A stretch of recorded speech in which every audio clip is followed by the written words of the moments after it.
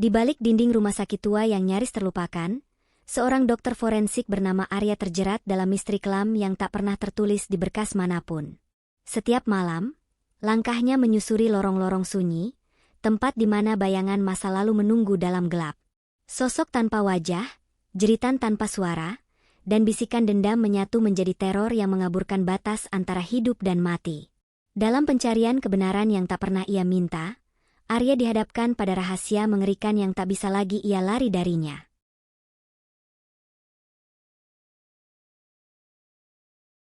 Hujan mengguyur kota tanpa henti sejak sore, membasahi setiap sudut jalan, menampar jendela kaca rumah sakit dengan bunyi yang monoton namun mengusik.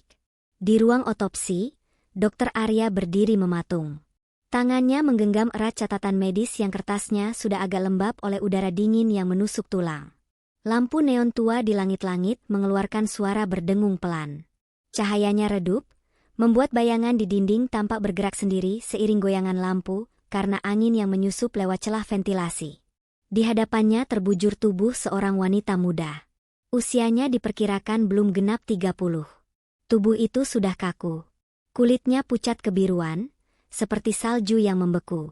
Wajahnya rusak parah. Kulit di pipi kanan robek, tersayat hingga ke rahang, memperlihatkan tulang putih yang sudah ternoda darah kering. Bibirnya robek di sudut, seolah pernah menjerit begitu keras hingga sobek sendiri. Matanya terbuka, membelalak kosong menatap atap ruangan yang kusam. Dr. Arya menarik napas panjang, lalu menghembuskannya pelan. Napasnya berembus hangat di udara yang dingin. Tangannya terulur meraih sarung tangan lateks. Suara karet yang direnggangkan dan dilekatkan ke kulit tangannya terdengar nyaring di ruangan sunyi. Sambil mengenakan celemek operasi, ia mendekat ke meja baja itu. Setiap langkah sepatunya mengeluarkan bunyi berdecit, bergema lemah di antara dinding keramik putih yang mulai menguning termakan waktu. Pisau bedah diambilnya dengan gerakan ragu. Pisau itu berkilat di bawah cahaya lampu, pantulannya menyilaukan mata. Dr. Arya menatap tubuh itu sekali lagi. Di sekujur kulit wanita itu, ada banyak luka. Luka tusuk, sayatan panjang, lebam di perut dan lengan. Pergelangan tangannya membiru, tanda bekas ikatan tali. Lehernya nyaris putus, kulitnya compang-camping, hanya otot yang masih menahan kepala agar tak terlepas sepenuhnya. Ia memulai prosedur. Ujung pisau menyayat kulit perut. Darah beku menetes pelan, membentuk jalur merah tua di atas meja. Aroma besi bercampur amis menyeruak lebih kuat. Tapi entah mengapa, di antara bau darah itu, ada bau lain. Bau busuk seperti daging yang sudah lama membusuk, menyelinap menusuk hidung, membuat perutnya mual. Padahal, ventilasi di ruangan itu berfungsi. Seharusnya bau tak sedahsyat ini. Pisau melanjutkan tugasnya, membuka rongga dada. Begitu rongga itu terbuka, udara dingin seolah keluar dari dalam tubuh, menerpa wajah Arya. Napasnya tercekat sesaat. Jantung wanita itu sudah remuk. Paru-parunya sobek. Hati penuh luka tusuk. Dr. Arya mencatat dengan cepat di clipboardnya, tapi tangannya bergetar. Entah karena suhu ruangan, atau karena sesuatu yang tak terlihat mulai merayapi pikirannya. Suara tetesan air terdengar dari sudut ruangan. Awalnya pelan, tapi makin lama makin nyaring. Tetesan itu seolah mengiringi detak jantung Arya yang berdebar tak karuan. Ia berhenti sejenak, menatap sekeliling. Tak ada yang aneh.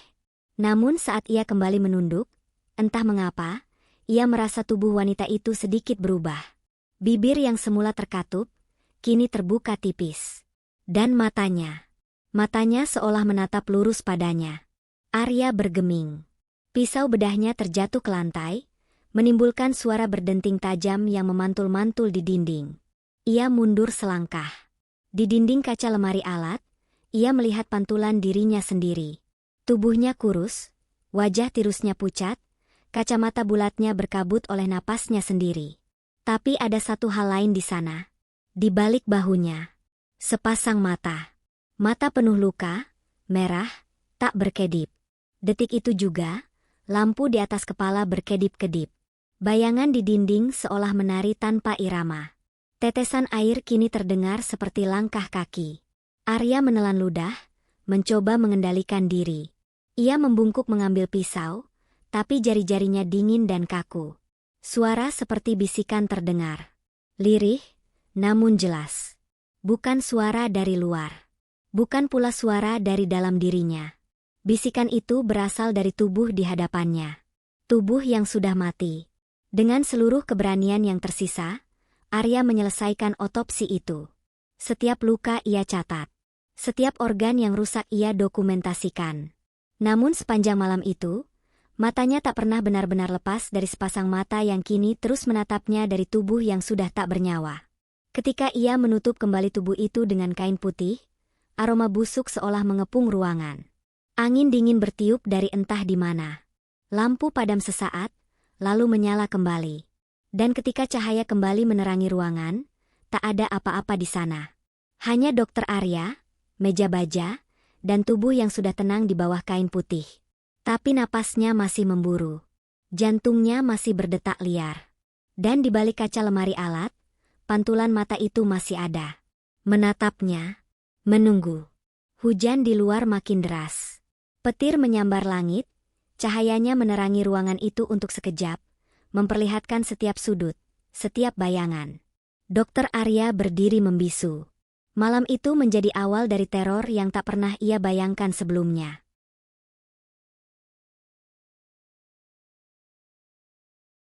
Hujan masih mengguyur deras ketika Dokter Arya meninggalkan rumah sakit malam itu. Setiap tetes hujan menghantam atap mobilnya, menimbulkan suara gemuruh yang seolah menutup semua bunyi lain. Wiper mobilnya bergerak cepat, tapi pandangan ke depan tetap kabur oleh air. Jalanan kota yang biasanya riuh sudah sepi. Hanya sesekali lampu kendaraan lain melintas seperti kilatan hantu yang hilang dalam kabut hujan. Tangannya menggenggam erat setir. Napasnya berat. Di kaca spion, pantulan cahaya dari lampu jalan menari-nari. Namun bukan hanya cahaya yang ia lihat. Sesekali, di sela kilatan cahaya lampu, bayangan samar terlihat di kursi belakang. Wajah rusak, rambut panjang basah, mata membelalak penuh luka. Ia tahu itu hanya bayangan. Atau ia berharap itu hanya bayangan. Jalan menuju rumahnya terasa lebih panjang malam itu. Setiap lampu jalan yang dilaluinya memunculkan bayangan-bayangan baru di kaca mobil. Bayangan yang membuat jantungnya berdegup tak beraturan. Suara hujan di atap mobil terdengar seperti ribuan langkah kaki kecil yang berjalan bersamaan. Sampai di rumah, Dokter Arya turun dari mobil dengan langkah gontai. Hujan membasahi tubuhnya sebelum ia sempat membuka pintu rumah. Rumah tua itu berdiri kaku di antara gelapnya malam. Dindingnya lembab, catnya mulai mengelupas. Atap gentengnya meneteskan air dari sela-sela yang sudah rapuh. Begitu pintu terbuka, aroma lembab dan debu menyambutnya. Gelap menyelimuti seluruh ruangan. Dengan tangan gemetar, ia menyalakan lampu. Cahaya kuning temaram dari lampu tua tak mampu sepenuhnya mengusir bayangan-bayangan di sudut ruangan. Ia meletakkan tasnya di sofa, lalu duduk. Tubuhnya terasa letih, tapi matanya enggan terpejam. Ruang tamu sunyi. Hanya suara jam dinding yang berdetak pelan, seolah menghitung waktu yang tersisa sebelum sesuatu terjadi. Untuk mengusir sepi, ia menyalakan televisi. Layar menampilkan gambar, tapi suara dari televisi terdengar aneh. Bukan suara berita. Bukan pula musik. Melainkan bisikan-bisikan lirih, bercampur suara isakan jauh entah dari mana. Arya mematikan televisi itu dengan cepat. Sunyi kembali menyergap, namun kali ini disertai ketegangan yang menusuk. Ia bangkit menuju kamarnya di lantai 2. Setiap anak tangga yang diinjak mengeluarkan derit panjang, seperti keluhan dari kayu tua yang sudah lelah menopang. Di koridor lantai atas, angin malam menyelinap dari jendela yang sedikit terbuka, membuat gorden tipis menari perlahan. Di dalam kamar, ia duduk di tepi ranjang. Cahaya lampu meja hanya mampu menerangi sebagian kecil ruangan. Sudut-sudut kamar tetap gelap, seolah sengaja menyembunyikan sesuatu. Ia menatap sudut-sudut itu lama, sebelum akhirnya memaksa dirinya untuk berbaring. Ranjang berderit saat ia membaringkan tubuh. Mata dipejamkan, mencoba tidur. Tapi suara hujan di luar seolah makin keras. Angin berdesir dari celah jendela, membawa bau tanah basah bercampur sesuatu yang asing. Bau amis dan busuk. Bau yang sama seperti di ruang otopsi. Saat ia hampir terlelap, suara isakan itu terdengar lagi. Lembut, namun jelas. Isakan yang seolah berasal dari dalam kamarnya sendiri. Arya membuka mata perlahan. Jantungnya berdegup semakin keras.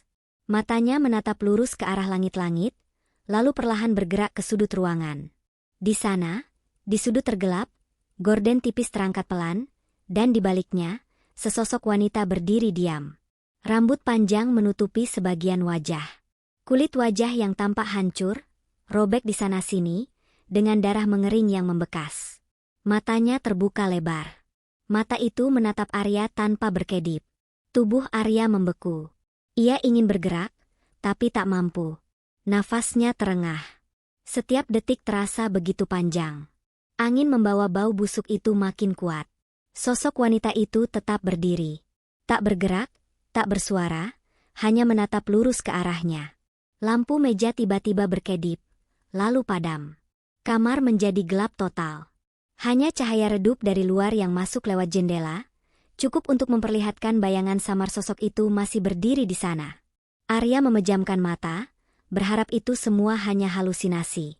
Tapi ketika ia membuka mata lagi, sosok itu sudah lebih dekat. Hanya beberapa langkah dari tempat tidurnya. Mata itu kini begitu jelas. Mata penuh luka, penuh dendam. Hujan di luar makin deras. Petir menyambar, cahayanya membelah gelap kamar untuk sekejap, memperlihatkan sosok itu seutuhnya. Wajah rusak, leher penuh luka, baju robek berlumur darah. Arya menahan napas. Petir menyambar lagi, dan kali ini, sosok itu sudah hilang. Hanya kamar kosong dengan suara hujan dan angin malam yang menembus celah jendela. Namun bau busuk itu tetap ada. Dan di dinding dekat ranjang, samar-samar terlihat jejak tangan berdarah yang menempel, seolah baru saja disentuh oleh jari-jari dingin dari dunia yang berbeda. Arya duduk, tubuhnya gemetar. Matanya menyapu seluruh ruangan. Bayangan-bayangan di sudut tetap ada, menari pelan di bawah cahaya bulan yang terhalang awan. Angin membuat gorden berkibar lagi, menciptakan bunyi gemerisik yang menambah tegang suasana. Ia turun dari ranjang dengan langkah pelan. Kakinya menginjak lantai kayu yang dingin. Setiap langkah terdengar begitu keras di telinganya sendiri. Ia berjalan menuju jendela, menutup celah yang terbuka. Namun saat tangannya menyentuh kayu jendela, ia merasakan dingin yang tak wajar. Dingin seperti menyentuh es. Dan di kaca jendela, pantulan wajahnya tampak. Tapi di balik bahunya, samar terlihat sosok wanita itu lagi. Berdiri diam, menatap dari belakang. Arya menoleh cepat, tapi tak ada siapa-siapa. Kamar kosong. Hanya dirinya, bau busuk, dan malam yang terasa begitu panjang. Ia kembali ke ranjang. Kali ini lampu dibiarkan menyala, meski cahaya kuningnya tak banyak membantu. Tidur tak lagi mungkin. Malam itu, Arya hanya duduk menunggu pagi, ditemani hujan, angin, dan mata penuh dendam yang tak kunjung pergi dari pikirannya.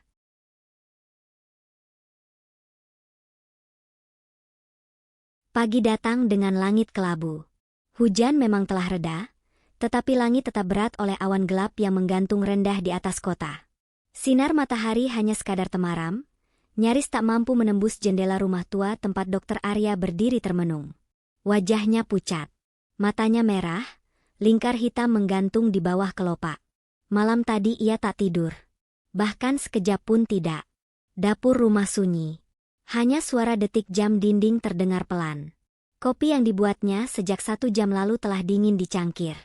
Asapnya hilang, aromanya pudar, meninggalkan rasa pahit yang tak pernah tersentuh. Arya menatap cangkir itu sejenak sebelum memutuskan pergi ke ruang kerjanya. Ruang kerja di lantai bawah itu sempit, penuh tumpukan buku, berkas, dan catatan kasus-kasus lama yang sebagian sudah menguning dimakan waktu. Sebuah meja kayu tua berdiri di tengah ruangan, di atasnya laptop, lampu meja, dan catatan otopsi korban terakhir. Ruangan itu seolah menjadi tempat persembunyian dari dunia luar. Tapi hari itu, tempat itu justru terasa menyesakkan. Arya duduk di kursinya dengan tubuh lesu. Jari-jarinya mencoba mengetik laporan kasus. Namun kata-kata sulit dirangkai. Setiap huruf di layar tampak bergetar di matanya. Setiap kalimat seolah berubah menjadi bisikan samar yang tak bisa ia pahami. Ia menghapus kalimat yang baru ditulis, mencoba lagi, dan gagal lagi. Layar komputer berkedip sekali. Lalu sekali lagi. Lampu meja ikut meredup sesaat, seolah daya listrik menurun. Arya menatap sekeliling, merasakan hawa dingin merayap dari lantai. Tiba-tiba, layar laptopnya mati. Hitam pekat. Tak ada suara. Tak ada cahaya lain selain lampu meja yang kini hanya menyorot sudut meja.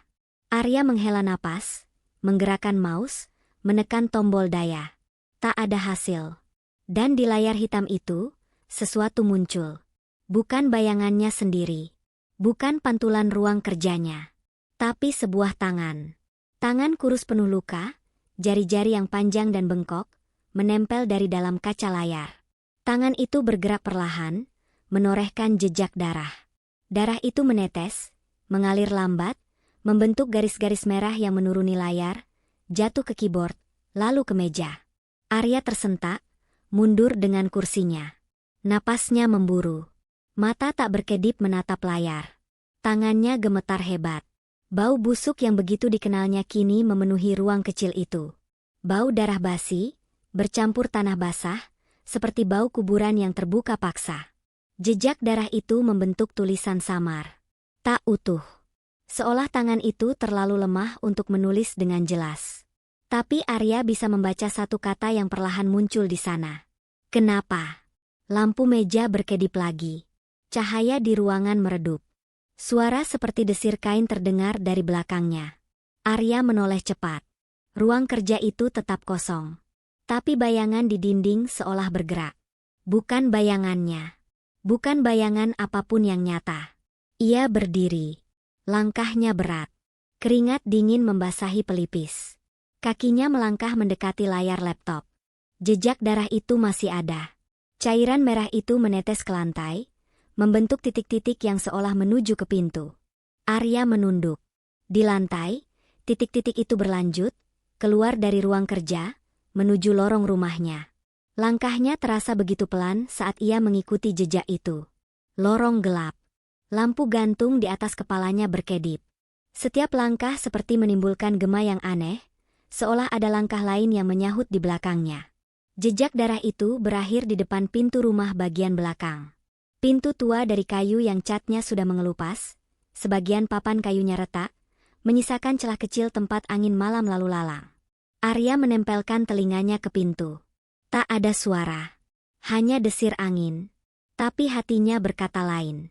Ada sesuatu di luar sana. Sesuatu yang menunggu. Tiba-tiba, pintu itu bergetar pelan. Seperti diketuk. Bukan dengan tangan manusia. Lebih seperti sentuhan jari-jari yang rapuh. Ketukan itu hanya sekali. Tapi cukup untuk membuat seluruh tubuh Arya membeku. Ia mundur perlahan. Jejak darah di lantai seperti mulai mengering, menghitam, meninggalkan bau besi yang semakin kuat. Pintu berderit pelan. Angin malam menyeruak masuk. Dingin menusuk tulang. Di ambang pintu, bayangan samar terlihat sekejap sebelum angin kembali menutup pintu dengan keras. Lorong kembali sunyi. Tapi napas Arya tetap tersengal. Jantungnya berdebar keras, seolah ingin pecah dari dadanya. Ia kembali ke ruang kerja. Laptopnya menyala sendiri. Layar menampilkan laporan otopsi yang tadi ia tulis. Namun seluruh kalimat sudah berubah. Bukan kalimat medis. Bukan kalimat laporan. Tetapi kalimat acak penuh kata-kata samar. Ada kata mati. Ada kata dendam. Ada kata aku. Semua muncul seolah diketik oleh tangan tak terlihat. Lampu meja padam. Ruangan gelap total. Bau busuk makin kuat. Arya menutup wajah dengan kedua tangannya, mencoba mengatur napas. Tapi suara langkah kaki mendekat dari lorong. Langkah pelan. Berat. Penuh beban. Dan di kegelapan ruang kerja itu, Arya tahu, malam belum selesai. Teror baru saja dimulai.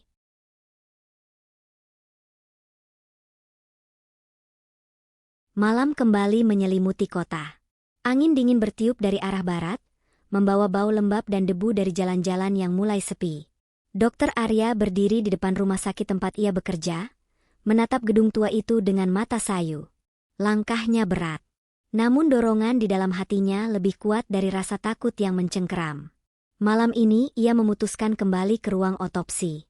Pintu rumah sakit berderit pelan saat didorong. Lorong dalam gedung itu sunyi. Hanya suara dengung pendingin ruangan yang terdengar samar. Lampu-lampu neon di langit-langit memancarkan cahaya pucat, sebagian berkelip-kelip seperti nyaris padam. Arya berjalan perlahan, menyusuri lorong panjang menuju ruang forensik. Setiap langkah sepatunya menimbulkan gema aneh yang terasa lebih keras daripada biasanya. Lorong itu terasa lebih panjang malam ini. Bayangan tubuhnya terpantul di lantai yang licin, bergoyang-goyang seiring langkahnya. Dinding di kedua sisi lorong tampak lebih gelap. Bingkai foto yang biasanya berjejer rapi kini tampak miring, seolah disentuh oleh tangan tak terlihat. Di ujung lorong, lampu berkedip cepat. Setiap kilatan cahaya memperlihatkan ruang sekeliling dengan lebih jelas. Namun justru dalam kilatan itulah sesuatu terlihat. Sesosok bayangan berdiri diam di tikungan lorong. Bayangan itu tinggi, tubuhnya kurus, rambut panjang tergerai menutupi sebagian wajah.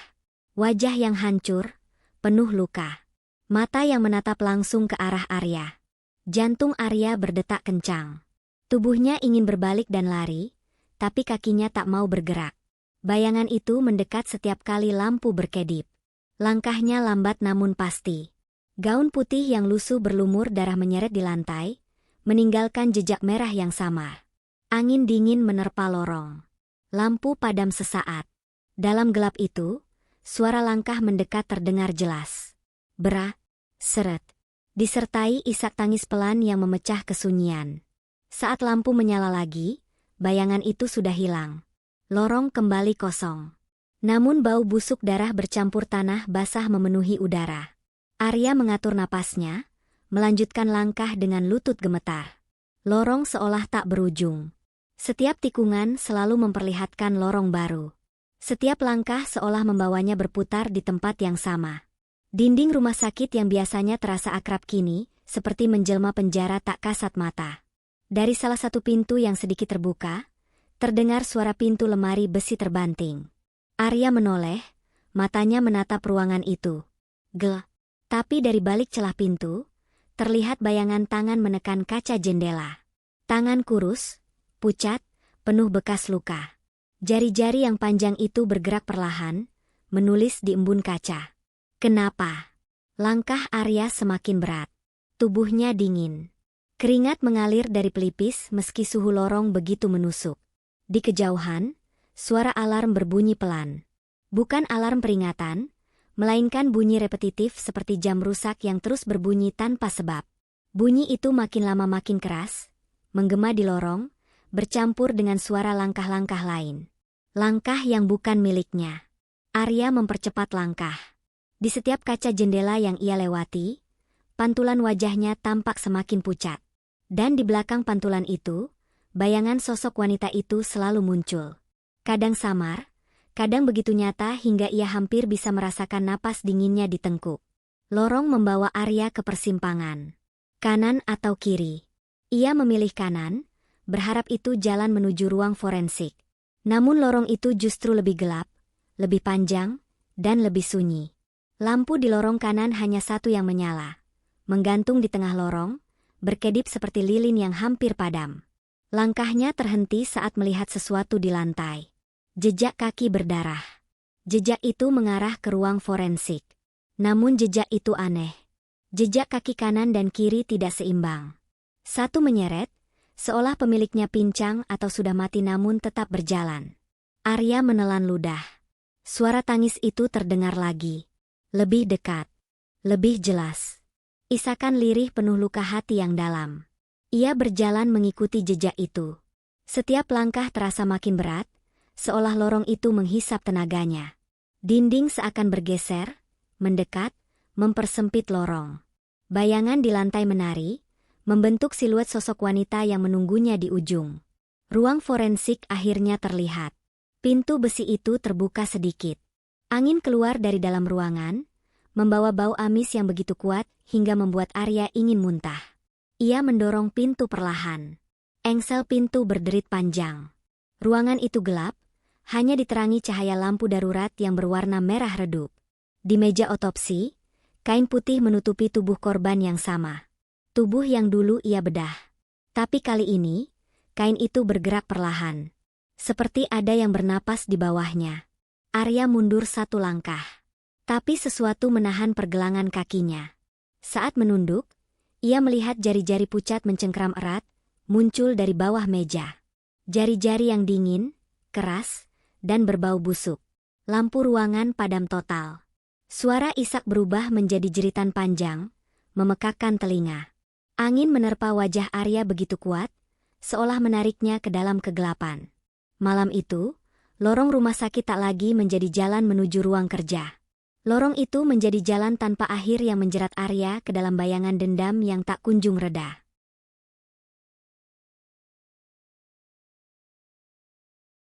Hujan kembali turun malam itu. Bukan hujan deras yang mengguyur seperti malam sebelumnya.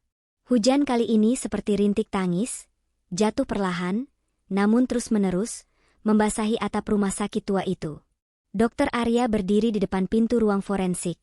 Tubuhnya menggigil, bukan hanya karena dingin, tetapi karena sesuatu yang jauh lebih dalam, lebih gelap, yang kini menguasai pikirannya. Tangannya meraih gagang pintu besi. Suhu logam itu begitu dingin, seolah sudah bertahun-tahun tak tersentuh. Pintu didorong perlahan. Engselnya berderit panjang, suara yang menggema ke setiap sudut lorong kosong di belakangnya. Ruang mayat itu gelap. Lampu neon hanya satu yang menyala, berkedip pelan seperti cahaya lilin yang hampir padam.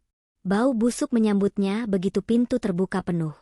Bau anyir darah bercampur bau daging busuk yang tak pernah benar-benar hilang dari ruangan ini. Di dinding, deretan laci tempat penyimpanan mayat berjajar rapi. Logam pintunya kusam, sebagian ada noda karat yang menjalar dari sudut. Udara di dalam ruangan begitu dingin, menusuk kulit, menembus tulang. Arya melangkah masuk, menutup pintu di belakangnya.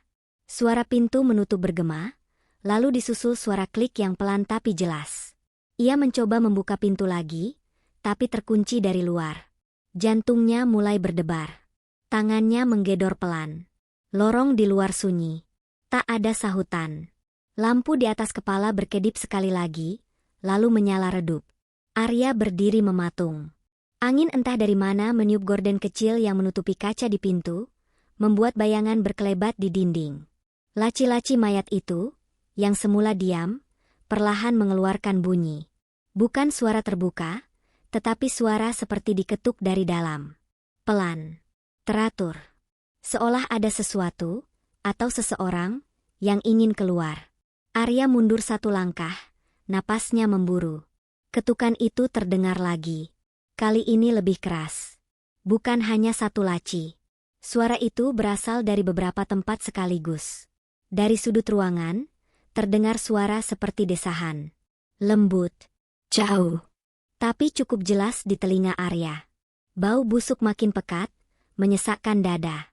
Lampu berkedip, lalu padam sekejap, membuat ruangan gelap total. Dalam gelap itu, suara ketukan berubah menjadi hentakan. Laci-laci itu seolah didobrak dari dalam. Lampu menyala lagi. Cahaya kuningnya hanya cukup untuk melihat bahwa salah satu laci terbuka sedikit. Celah itu cukup untuk memperlihatkan tangan kurus pucat yang menggantung lemah, jari-jarinya menghitam di ujung. Arya tak mampu bergerak. Tubuhnya seolah ditahan oleh udara yang begitu berat. Tangan itu bergeming, tapi terasa begitu nyata. Di kaca pintu, embun mulai menebal. Dan di embun itu, perlahan muncul tulisan. Jari-jari tak kasat mata menulis satu kata yang sama seperti yang selalu menghantui Arya. Kenapa? Pintu tiba-tiba bergetar. Suara dari luar seperti langkah kaki yang mendekat. Tapi langkah itu tak pernah tiba di depan pintu. Hanya suara yang mendekat, lalu menghilang lagi. Dinding ruangan seolah menyempit.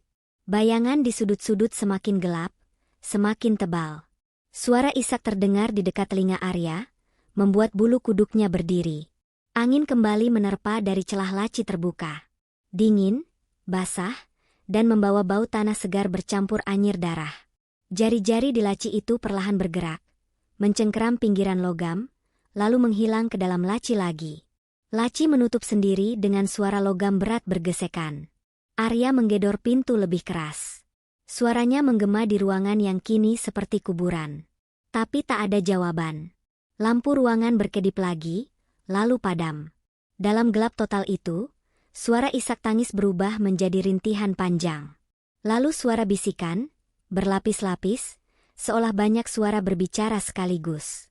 Kata-kata tak jelas, tapi setiap suku katanya menggetarkan hati Arya.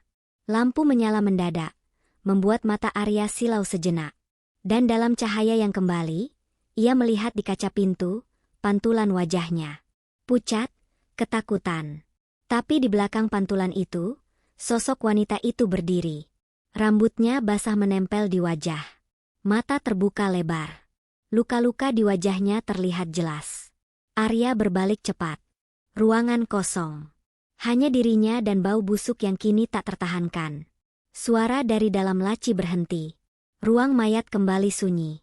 Hanya detak jantung Arya yang terdengar keras di telinganya sendiri.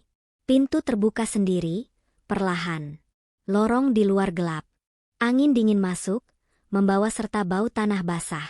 Tanpa menoleh lagi, Arya melangkah keluar. Lorong itu menyambutnya dengan sunyi yang lebih pekat daripada sebelumnya. Tapi di dinding lorong, jejak tangan berdarah terlihat samar. Jejak itu mengarah jauh ke dalam, memanggilnya untuk mengikuti. Malam itu, ruang mayat tak hanya menjadi tempat mayat beristirahat. Ruang itu menjadi saksi bisu jerat dendam yang menahan Arya semakin dalam ke jurang teror.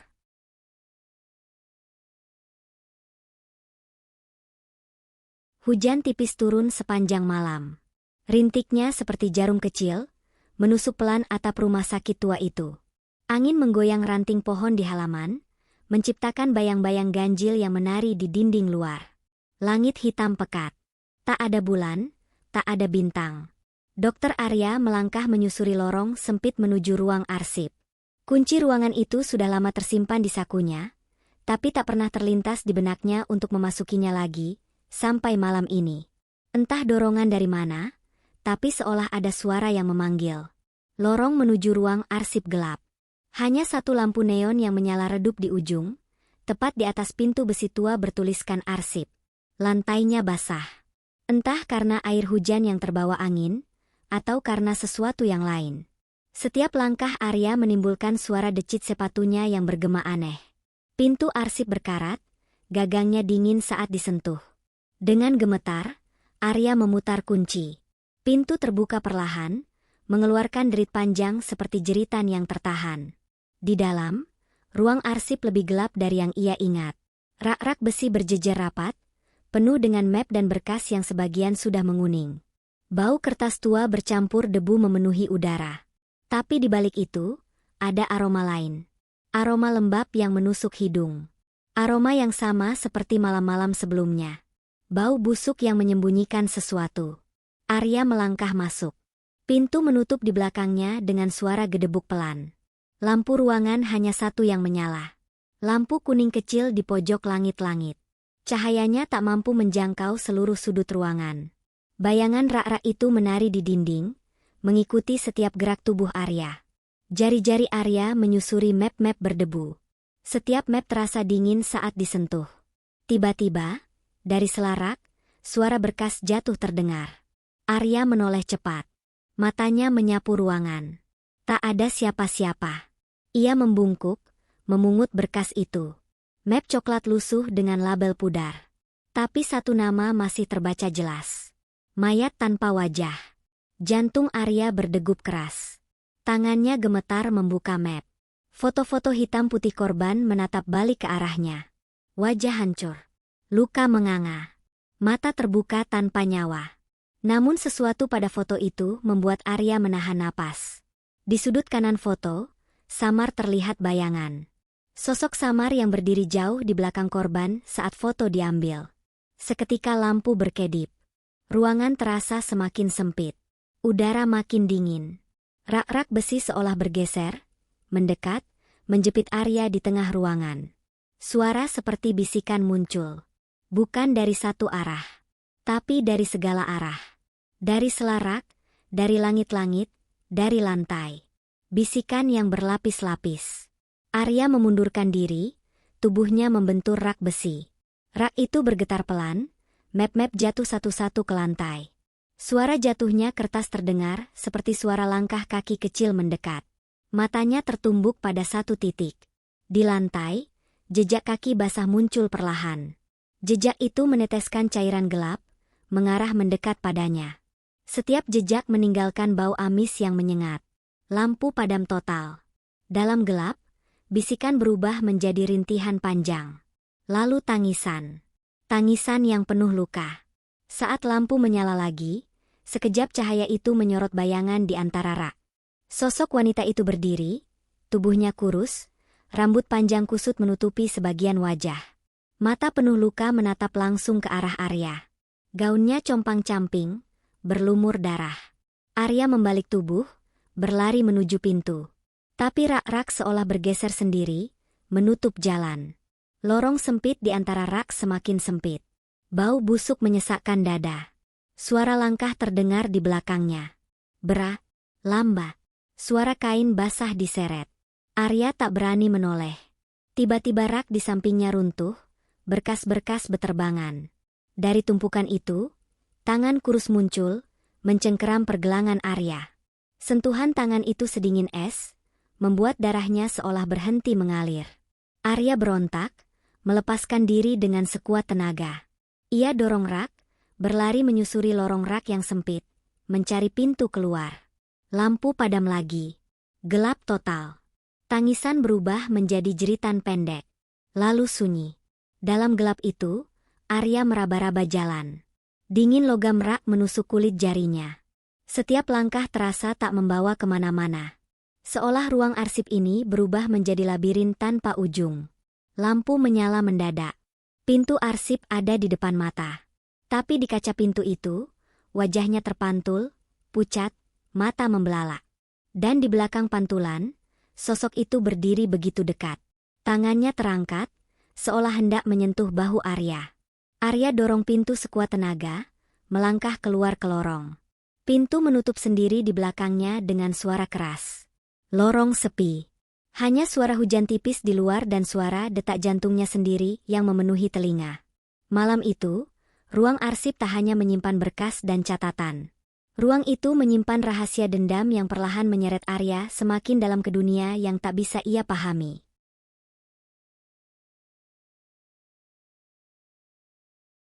Hujan belum berhenti. Malam kian larut, namun gelap tetap pekat, seolah bulan enggan muncul untuk menyinari bumi. Rumah sakit itu berdiri bagai bayang-bayang hitam di bawah langit mendung. Angin malam berdesir, membawa bau tanah basah dan debu. Dokter Arya berdiri di depan tangga yang menuju lantai bawah tanah. Tangga itu jarang digunakan, hanya staf tertentu yang tahu keberadaannya. Lorong sempit di depannya dipenuhi kelembapan. Dindingnya berjamur, cat mengelupas, sebagian bata terlihat di baliknya. Lampu gantung tua di langit-langit berkedip lambat, menambah suram suasana. Langkah Arya berat. Kakinya seperti enggan digerakkan. Tapi sesuatu dalam dirinya seolah memaksa untuk turun. Mungkin suara yang memanggil, atau mungkin rasa bersalah yang sudah lama tak terucap. Tangga kayu tua berderit setiap kali diinjak. Suara deritannya bergema dalam lorong sempit. Di bawah sana, gelap menyambut. Hanya seberkas cahaya dari lampu tangga yang menyorot sebagian kecil lantai bawah. Angin dingin menyelinap dari celah dinding. Bau lembab bercampur bau besi karat memenuhi udara. Setiap langkah membawa Arya lebih dekat ke dasar. Di ujung tangga, lorong panjang membentang, lebih gelap dari apapun yang pernah ia lihat. Lorong itu sunyi. Tapi langkah Arya menggema panjang, seolah ada langkah lain yang menyahut dari kejauhan. Dinding lorong penuh bercak hitam, bekas air rembesan yang mengering. Lantai basah, licin.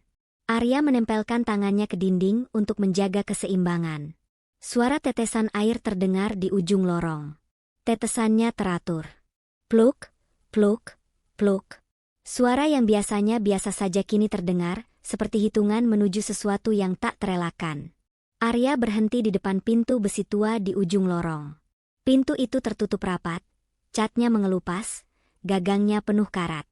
Ia menghela napas panjang, lalu mendorong perlahan. Pintu terbuka dengan suara gesekan yang membuat bulu kuduk meremang. Ruangan di balik pintu itu luas, gelap, dan kosong. Hanya lampu kecil di langit-langit berkedip pelan, cahayanya nyaris tak berguna. Lantai basah, air menggenang di beberapa sudut. Bau busuk menusuk hidung, bau bangkai bercampur tanah basah. Di tengah ruangan, ada sesuatu. Sebuah meja kayu tua, berdiri miring. Di atasnya, kain putih lusuh menutupi sesuatu yang panjang. Angin entah dari mana mengibaskan kain itu sedikit, memperlihatkan sekejap bentuk kaki manusia yang pucat. Arya mendekat pelan. Setiap langkah terasa berat. Setiap detik terasa begitu lama. Tangannya gemetar saat hendak menyentuh kain itu. Tapi sebelum kain tersingkap, suara langkah terdengar dari belakang. Pelan. Berat. Ia menoleh cepat. Kosong. Hanya bayangan dinding yang menari karena cahaya lampu berkedip. Tapi suara langkah itu nyata. Makin dekat. Makin jelas. Lampu padam sekejap. Dalam gelap itu, suara nafas terdengar di dekat telinganya. Dingin. Lembab. Seolah seseorang berdiri tepat di belakangnya. Saat cahaya kembali, meja di depannya kosong. Kain putih itu tergeletak di lantai, basah oleh genangan air. Arya mundur perlahan. Matanya menyapu seluruh ruangan. Bayangan di sudut ruangan lebih gelap, lebih pekat. Sosok wanita itu muncul di sana. Diam. Menatap. Wajah rusak, mata penuh luka, mulut terbuka seperti hendak berkata tapi tak mampu. Tangannya terangkat, menunjuk ke arah dinding belakang ruangan.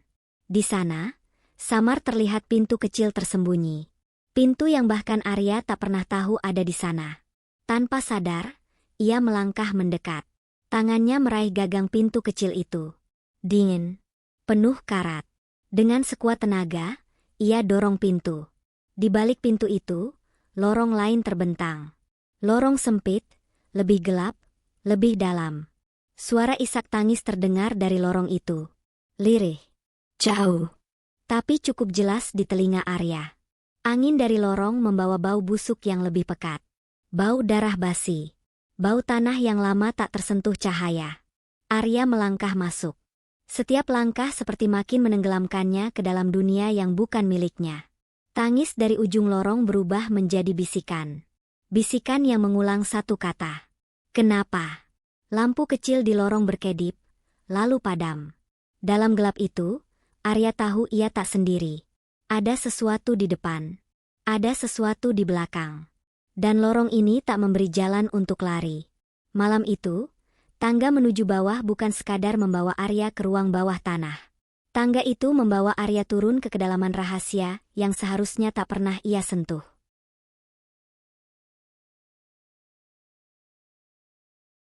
Lorong gelap di balik pintu kecil itu menelan langkah Dokter Arya. Udara di dalam begitu pekat, hingga setiap napas terasa berat. Bau tanah bercampur besi karat menguasai indera penciumannya.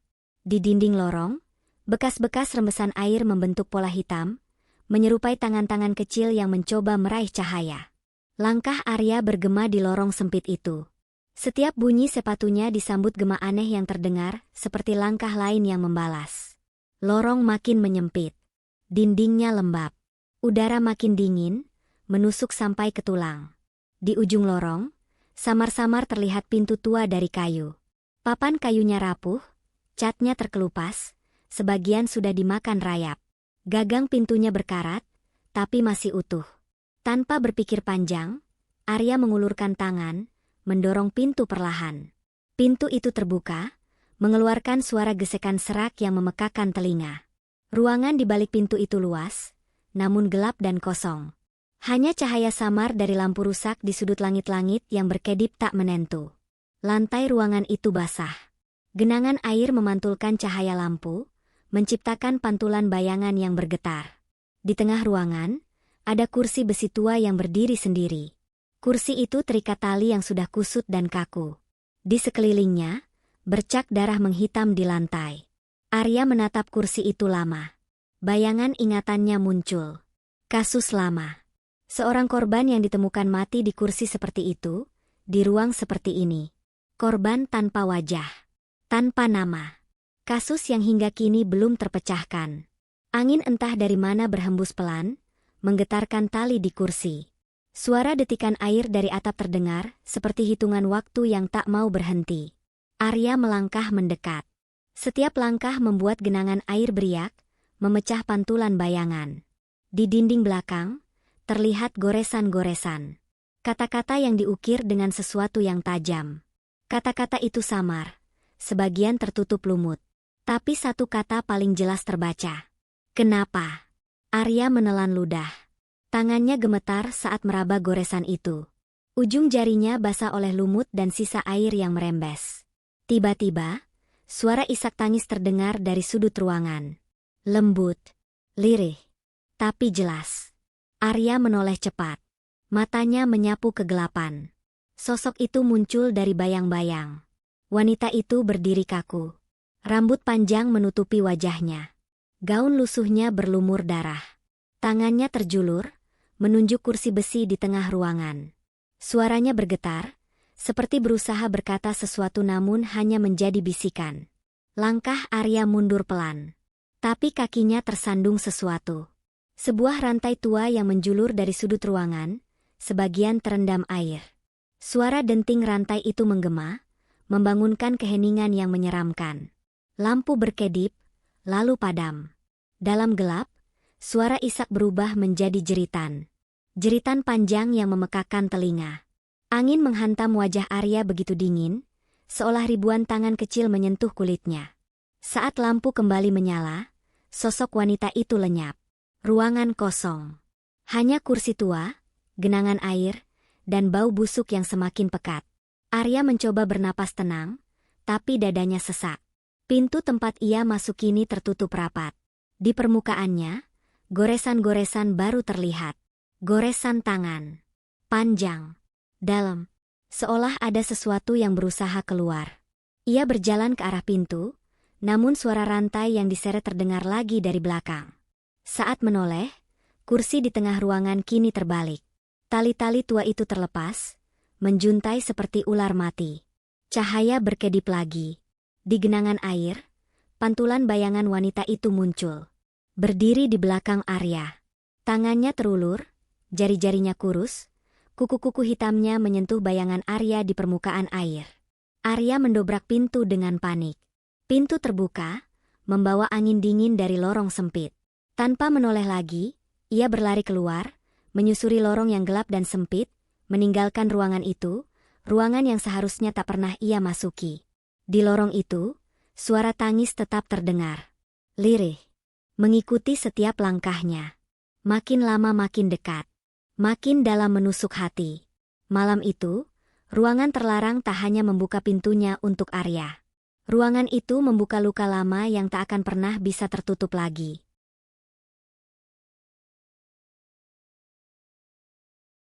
Malam sudah hampir habis. Namun gelap tetap menebal, seolah menolak diusir cahaya fajar. Dokter Arya berdiri terdiam di ujung lorong bawah tanah. Napasnya memburu. Tubuhnya gemetar. Matanya terpaku pada pintu besi tua di hadapannya. Pintu itu besar, tebal, catnya mengelupas hampir seluruhnya. Di permukaannya, tergores-gores bekas cakaran dan torehan kata yang sudah pudar dimakan waktu. Lorong sunyi. Hanya suara tetesan air yang terdengar, jatuh perlahan dari langit-langit lembab. Suara itu seolah menghitung detik-detik menuju sesuatu yang tak terelakkan. Arya ragu untuk melangkah. Tapi suara itu datang lagi. Suara lirih, memanggil namanya. Bukan jeritan. Bukan tangisan. Hanya bisikan halus, seperti nafas terakhir yang tertinggal di udara. Dengan tangan gemetar, Arya mendorong pintu itu. Suara derit logam memenuhi lorong. Di balik pintu, ruang gelap membentang. Hanya cahaya bulan samar yang menerobos dari celah dinding bata tua. Ruangan itu luas. Di tengahnya, berdiri sebuah kandang besi besar. Jeruji-jerujinya tebal, sebagian bengkok, sebagian berkarat. Kandang itu kosong. Namun di lantainya terlihat bercak-bercak gelap yang sudah lama mengering. Bau busuk memenuhi udara. Bau yang menusuk hingga membuat Arya terbatu pelan. Langkahnya bergema di ruang besar itu. Setiap langkah menimbulkan suara yang seolah disambut gema langkah lain, langkah yang tak kasat mata. Arya mendekat ke kandang. Tangannya menyentuh jeruji. Dingin. Kasar.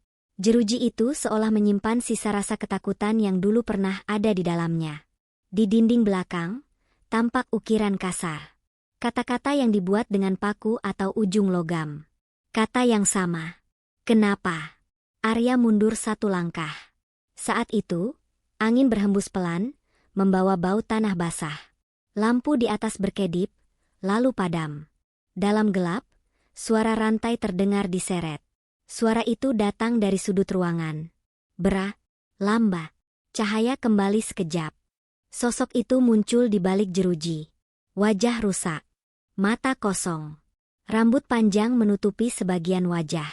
Tangannya menggenggam jeruji, jari-jarinya kurus, kukunya pecah dan kotor. Arya membeku. Sosok itu menatapnya tanpa kata. Lalu menghilang saat lampu berkedip lagi. Suara langkah mendekat dari lorong belakang. Bukan hanya satu. Banyak. Derap kaki tak kasat mata memenuhi ruang itu. Arya mundur pelan, tapi setiap sudut seolah mengurungnya. Jeruji kandang bergetar. Suara tangis terdengar dari dalam. Lembut. Patah. Tangis yang menyimpan ribuan luka. Di lantai, genangan air mulai muncul dari celah lantai pecah. Air itu hitam, pekat, mengalir perlahan mendekati kaki Arya. Genangan itu memantulkan bayangan yang menari. Sosok-sosok samar yang berdiri di setiap sudut ruang, menatap tanpa mata, bisu tanpa mulut. Arya menoleh cepat, mencari jalan keluar. Pintu besi yang tadi terbuka kini tertutup rapat. Di permukaannya, goresan baru terbentuk. Goresan seperti cakar, membentuk jejak tangan yang panjang. Dari belakangnya, suara rantai diseret semakin dekat. Suara itu bercampur isak tangis dan bisikan. Kata-kata yang tak sepenuhnya bisa dimengerti. Kata-kata yang hanya membawa dingin ke dalam hati. Arya menempel di dinding, tubuhnya gemetar hebat. Lampu berkedip lagi. Setiap kilatan cahaya memperlihatkan sosok wanita itu makin dekat. Tangan kurusnya terulur, seolah ingin menyentuh Arya. Suara rantai berhenti. Sunyi mendadak memenuhi ruang. Lalu suara nafas. Dekat. Berat. Lampu padam total. Dalam gelap itu, suara bisikan terdengar jelas. Kenapa? Angin keras menghantam, membuat Arya terjatuh. Saat ia membuka mata, lampu menyala redup. Kandang besi itu kosong.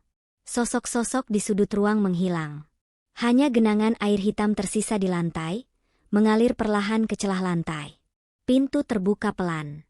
Angin malam masuk, membawa bau tanah dan darah basi. Arya berdiri perlahan, tubuhnya lemah, napasnya terengah. Langkahnya berat saat melangkah keluar, meninggalkan ruang jeruji yang kini hanya menjadi saksi bisu-bisikan dendam yang tak pernah padam. Lorong kembali menyambutnya dengan sunyi. Tapi di telinganya, suara itu tetap terdengar. Bisikan yang akan selalu membayangi. Malam itu, di balik jeruji, kebenaran yang tersembunyi mulai menampakkan wajahnya. Kebenaran yang tak pernah diharapkan Arya untuk ditemukan.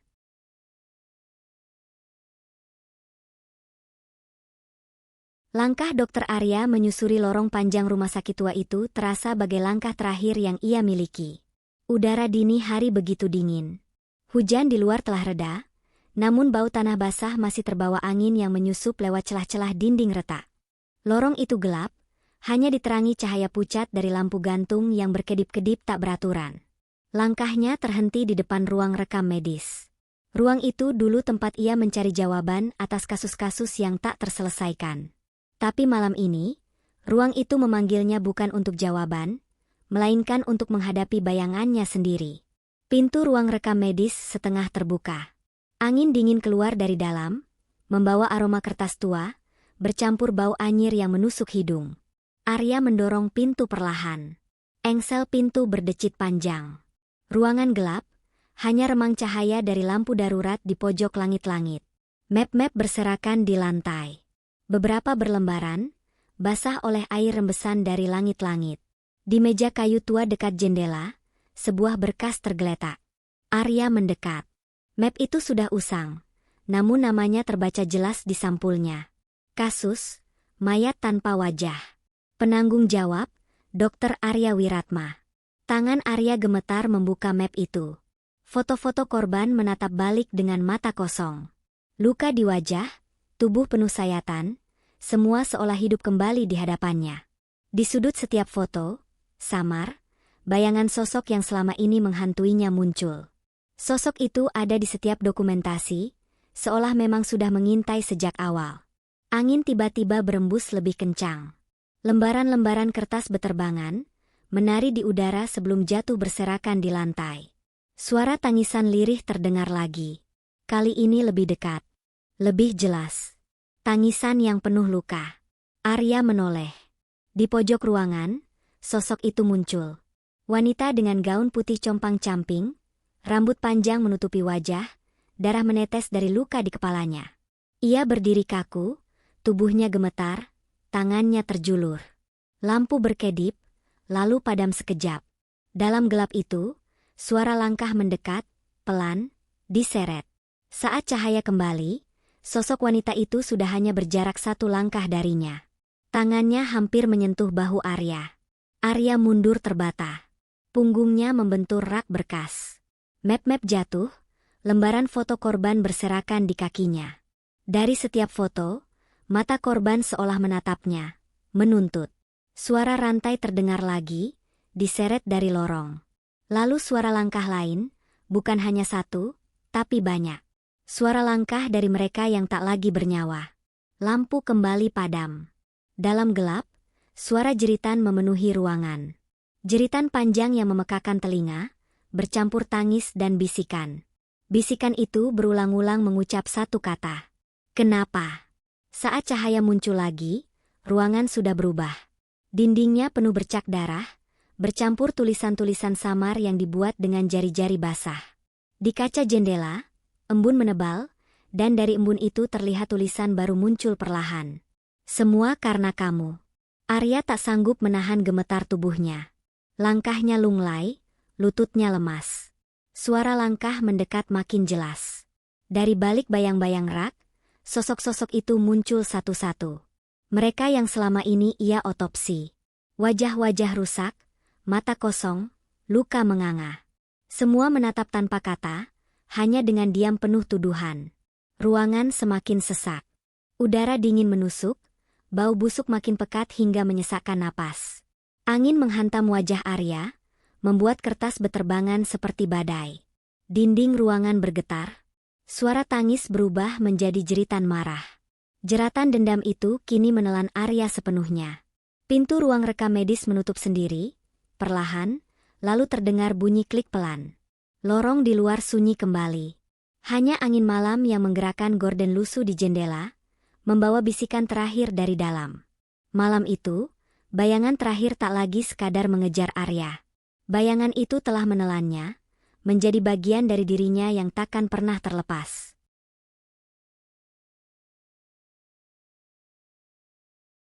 Malam itu berakhir, tapi teror yang menjerat Dr. Arya tak pernah benar-benar usai. Lorong-lorong gelap, suara bisikan, dan bayang-bayang tanpa wajah tetap membayangi setiap langkahnya. Rahasia yang terkuak di balik dinding rumah sakit tua itu tak membawa jawaban, hanya menyisakan luka yang tak kasat mata. Kini, setiap detak waktu hanya memperdalam jurang di mana Arya terperangkap, di antara dunia nyata dan bayang-bayang dendam yang tak akan pernah diam.